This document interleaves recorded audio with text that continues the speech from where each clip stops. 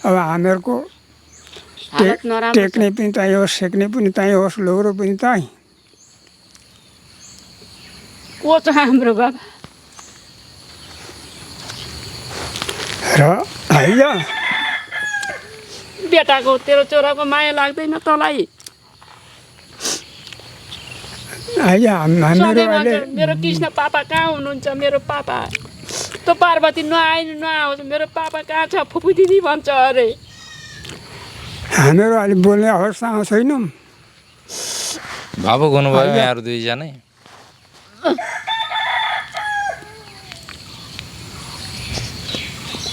तेरो छोराले तँलाई खोज्न थाल्यो। हेर बेटा, तँलाई हामीले कति माया गर्छौँ, तँलाई तेरो छोराको माया लाग्दैन? पैसा पार्टीमा केही अलिक दिँदो रहेछ बा यता पो कसैको लगेको छ केही भन्ने हुन् भनेर नआएको होस् पनि त्यसको लागि चिन्ता नगर, म छु, सबै ठिक गर्छु।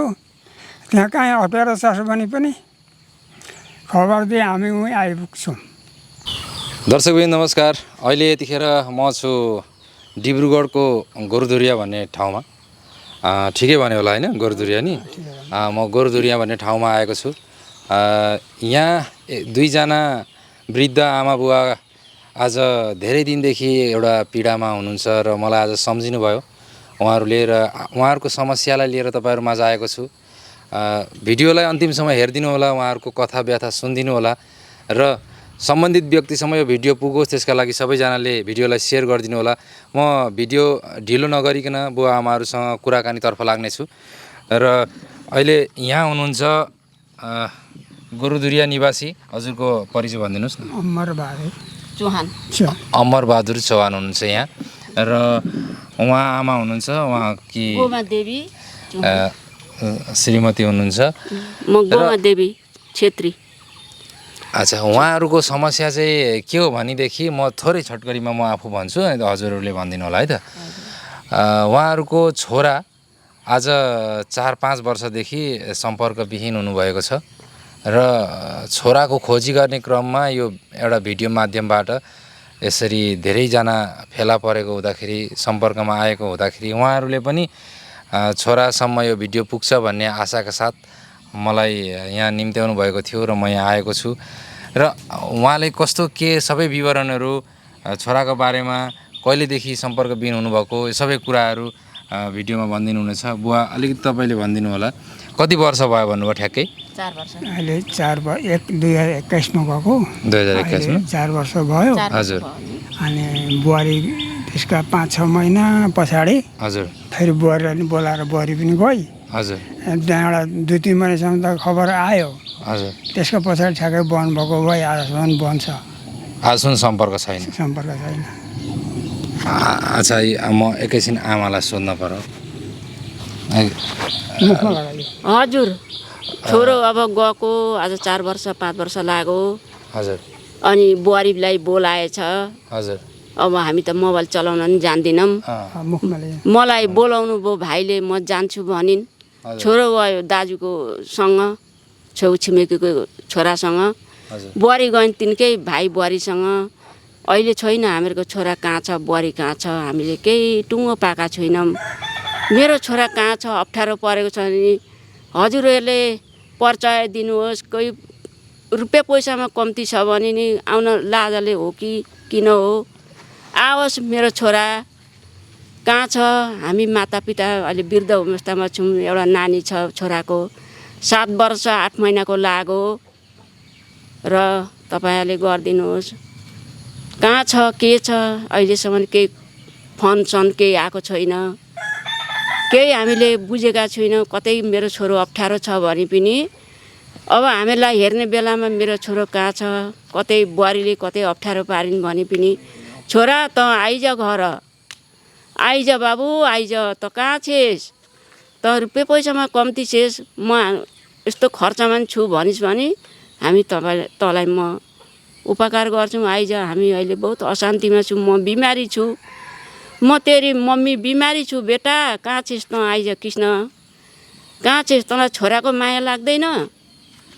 छोरो आज छोडेर गएको कति वर्ष भयो तैँले? दिदीका घरमा पढाउन पठाइदिएको छु, म बिमारी छु, पिता पनि बिमारी नै हुनुहुन्छ, आइज। कतै त कहाँ अड्केको छेस्? अप्ठ्यारो साह्रो के भएको छिस् आइज बेटा छिटो आइज घरमा हामीलाई छिटै आज 15 दिनमा हामीलाई एड्रेस दे कहाँ छिस् कोही साथीहरूसँग छस् भने पनि साथीहरूले नि बुझाइदिनुहोस् जा त घर कहाँ भनेर हिँड्नुभएको त्यसै छोरा गुजरात गुजरात भनेर जानुभएको थियो गुजरात जान्छु भनेर कति वर्ष उमेर भयो उहाँको अहिले अहिले भयो होला 30-35 वर्षको बिहे गरेको कति वर्ष भयो उहाँको बिहे गरेको अहिले अब नानी भयो 7 बजेर भएर 8 वर्ष अब म अलिकति कुरा उहाँले सबै कुरा समेट्नु भयो भएन म थाहा भएन 7 वर्षको छोरा चाहिँ अहिले घरमा आउनुहुन्छ होइन घरमा छन् होइन 7 वर्षको छोरा घरमा छन् आमा बुवा यसरी आमा बुवा मात्रै टक्राक टुक्रुक घरमा हुनुहुन्छ घरको अवस्था तपाईँहरूले देखिहाल्नुभयो यही हो र आज आफ्नो श्रीमतीलाई गएको 6 महिना 7 महिना पछाडि बोलाएर श्रीमती उहाँ गइसकेपछि अनि सम्पर्क विहीन हुन बिगिन भएको छैन अनि सम्पर्क विहीन हुनुभएको होइन त्यसो हुँदाखेरि उहाँहरूको भनाइअनुसारले उहाँहरू अहिले काहीँ कतै हुनुहुन्छ भन्ने छ तर यस्तो साह्रो सम्पर्कै यस्तो साह्रो आमा बुवालाई माया मारेर बस्नुपर्ने के कुरा भयो किन आज यसरी आमा बुवालाई नै माया मारेर के घटना घट्यो के भयो केही थाहा छैन उहाँहरूलाई अज्ञात हुनुहुन्छ कहीँ पनि हुनुहुन्छ र यहाँको छोरा जो कृष्ण भन्नुभयो कृष्णजीले अब यो भिडियो हेर्नुभयो भने आमा बुवालाई एकचोटि सम्पर्क गरिदिनु भन्ने आमाहरूको एउटा रिक्वेस्ट होइन आमाहरू यसरी आमा बिमारी हुनुहुन्छ भन्ने कुरा यहाँ अहिले आएर मैले बुझ्न पाएँ सबै कामहरू घरहरू लिप्ने ओर्नेदेखि लिएर सबै काम बुवाले गर्नुहुँदो रहेछ आमालाई बनाएर खुवाउनु समेत पर्दो रहेछ बुवाले र आमा बिरामी हुनुहुँदो रहेछ त्यस्तो अवस्था रहेछ तपाईँ जहाँ पनि हुनुहुन्छ सम्पर्क गरिदिनु होला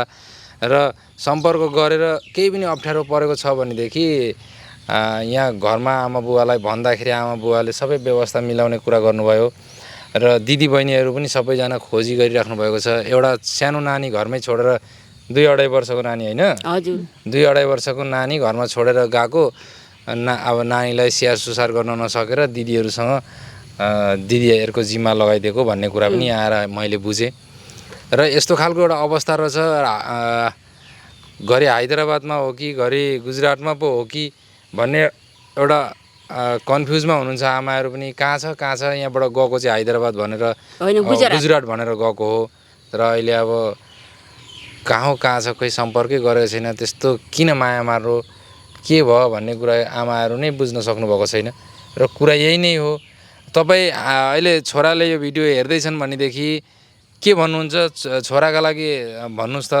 अलिकति के भन्नुहुन्छ तपाईँ छोराले भिडियो हेर्दैछ भने बाबु त कतै अप्ठ्यारो त कतै अप्ठ्यारो परेको छ किन तैँले यस्तो गरेको हामी हेर म बिमारी छु म बिमारी छु तँ किन यस्तो भएको कोही तँलाई कसैले केही घर नजा भनेको छ भने किन त अर्काको कुरा सुन्छस् आइज बेटा त घर आइज म बिमारी छु तेरो छोरा मैले हरि दिदी घर दुम्चा पठाइदिएको छु पढाउन मैले नसकेर म बिमारी छु बेटा कृष्ण आउँछु भनेर गएको मान्छे आज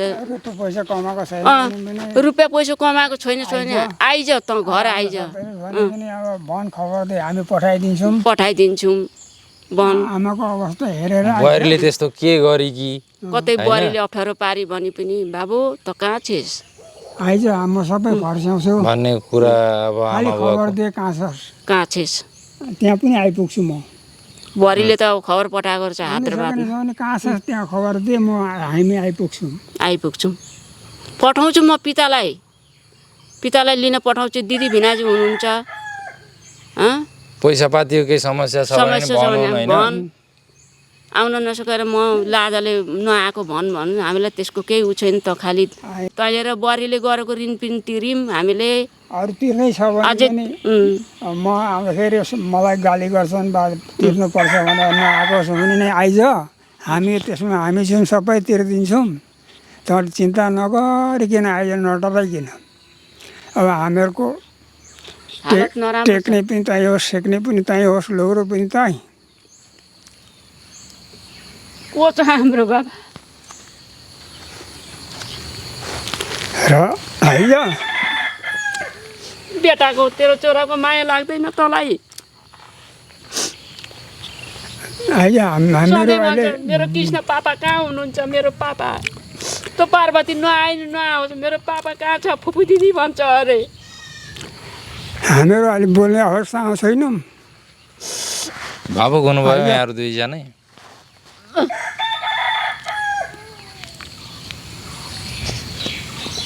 तेरो छोराले तँलाई खोज्न त हालो हेर बेटा तँलाई हामीले कति माया गर्छौँ तँलाई तेरो छोराको माया लाग्दैन पैसा पार्टीमा केही अलिक दिँदो रहेछ बा यता पो कसैको लगेको छ केही भन्ने हुन् भनेर नआएको होस् पनि त्यसको लागि चिन्ता नगर म छु सबै ठिक गर्छु त्यहाँ कहीँ अप्ठ्यारो छ भने पनि खबर दिए हामी उहीँ आइपुग्छौँ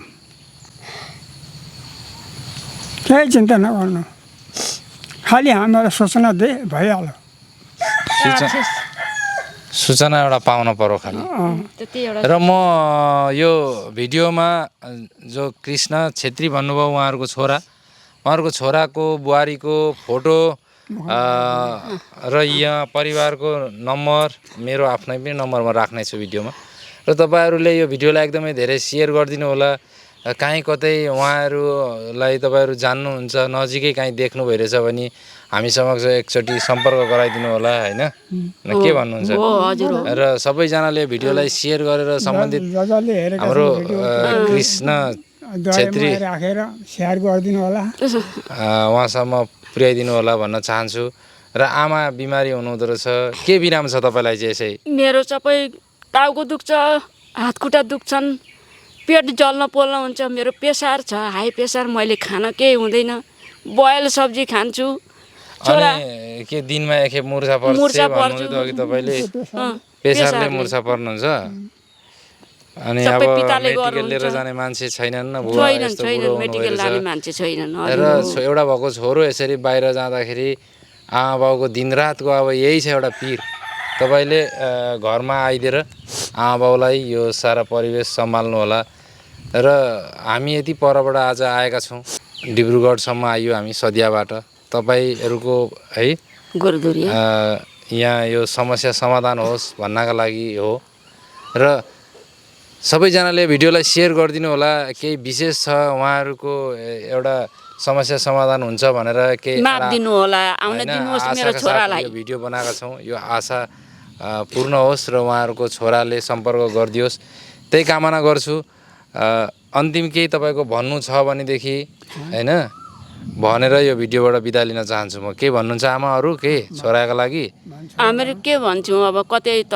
उचेस भनिन् बाबु तँलाई पिताले सबै गर्नुहुन्छ हेर त घरको माया लाग्दैन यो सबै तेरै होइन बाबा काकाहरू छुटिएका छन् माइला बढाउने खस्तारी त थिइनस् बुहारी पनि थिएनन् हामीले कसरी सावधान गऱ्यौँ भन् अरे तेरो छोरा दिदी घर पठाइदिएको छु मैले बिमारी भएर म अहिले कि भरे जस्तो छु छिनछिनमा म मुर्छा पर्छु पिताले सबै घरको काम गर्नुपर्छ परेको छ कतै बुहारी तल माथि भएको छ त लाज नगर घर आइज हेर जानेलाई जान दे बेचेको माटाको के माया हिँडेको बुहारीको के छाया भन्छन् कहानी छ त त्यतापट्टि लाजालेको बाउ नआएको होस् कि त्यस्तो केही भयो र त्यस्तै केही भएर बुहारीले त्यसै गरेर अप्ठ्यारो पारेर अब ठ्याक्कै त्यो नै भयो भन्ने पनि छैन अब छैन अब त्यो पनि हामी अब तपाईँहरुको सँगै छेउ